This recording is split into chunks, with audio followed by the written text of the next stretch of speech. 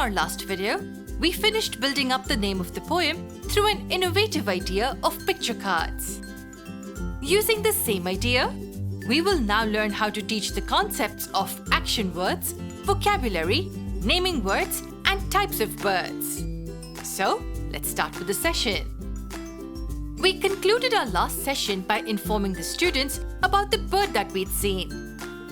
Let's begin with the poem by relating it to the bird.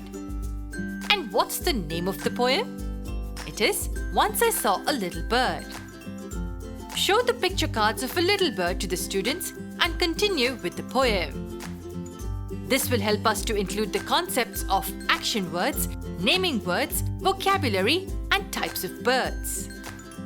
Ask the students, have any of you seen a little bird like this?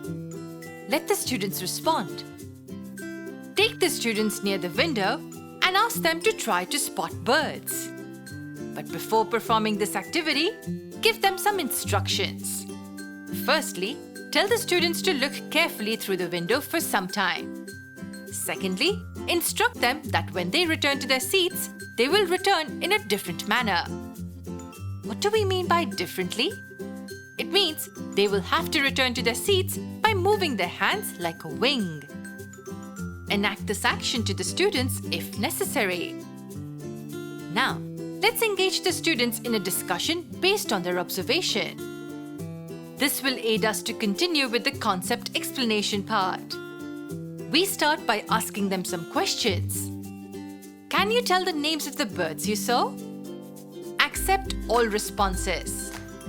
This will improve the critical thinking skills of the students as they start recalling their past experiences while responding.